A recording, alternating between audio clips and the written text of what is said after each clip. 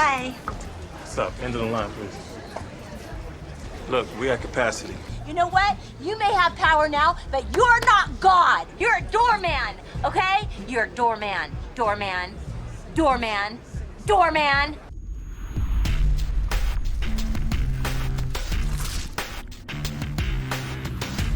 Hey everyone, Thordan Smash here, and today we're going to go over some of the plans the devs have for changing the requirements for ranked in Season 10. Along with that, will we ever see a level cap increase past 500 so we can start getting more rewards, or maybe even some new badges, along with the fact that cross progression has been delayed due to the Save Titanfall hacks. I also did want to let you guys know that 3 hours after posting this video, the Thrill Seeker event will go live for Apex Legends. With that, you will have 3 weeks worth of free prize trackers in the game. You will have a ton of new skins, an overflow arena style map, and the summer splash sale will start, which will allow you to buy the Voidwalker skin and the Young Bloodhound skin also. But now let's go ahead and talk about what changes are coming for ranked. In the recent Future of FPS stream that was held by Respawn, they did announce that ranked arenas will be coming for Season 10, but with that they are also looking for ways to crack down on the cheating problem and add more restrictions to ranked. John Larson, a developer for Respawn on Apex Legends, went on the Apex Uncut Podcast and gave a few suggestions of what they're working on currently to go ahead and fix this problem. The first suggestion that he went over, and the most feasible option out there, was increasing the level requirement for ranked, which as it stands is currently only level 10.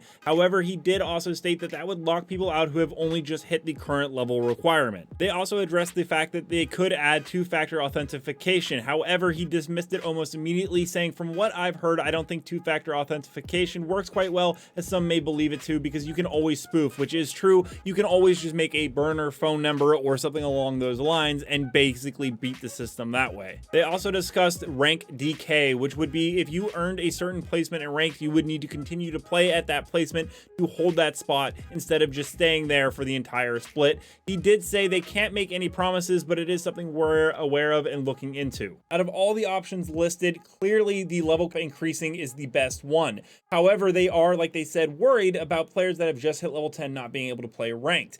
I don't think that's a big deal. Clearly, the current rank cap does not work, as it only takes a cheater about 20 minutes using aimbot to reach level 10. It's very quick, and for the current players, to reach level 30 or 40 would be more beneficial for them anyways, as it will give them more experience for when they actually go into a ranked setting. When trying to fix a core mechanic of the game like ranked and make it playable for everyone to avoid hackers and cheaters, you need to worry about your long-term player base that has been there and is well past level 10 and just trying to enjoy the competitive version of Apex, rather than new players who have only been playing for an hour or two and want to jump in ranked. You need to set your priorities on the existing fan base in this case. Speaking of appeasing your current player base and increasing the level cap, let's talk about when we can finally expect some more levels past 500. The last developer to go over it was Jason McCord, who when asked about increasing the level cap past 500 said, someday, maybe. I'm not personally convinced that making the number bigger is the best way to feel progression in the game. We have some ideas. And while he says it's not the best way to feel progression in the game, I must certainly say it would be far better than the current progression of frustration I'm having by not being able to play a game without being disconnected due to server errors. And as a player impacted by the recent server issues and not having any progression as I am a day 1 player,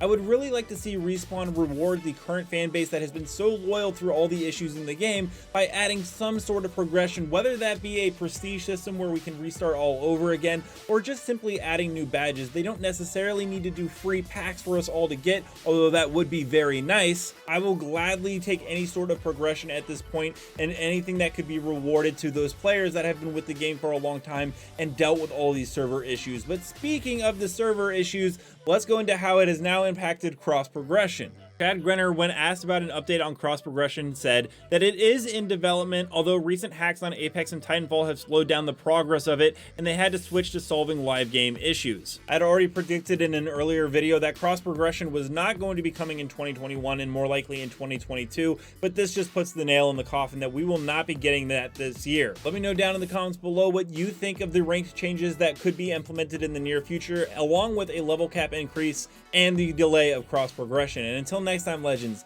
keep slaying the Outlands, and I'll see you out there.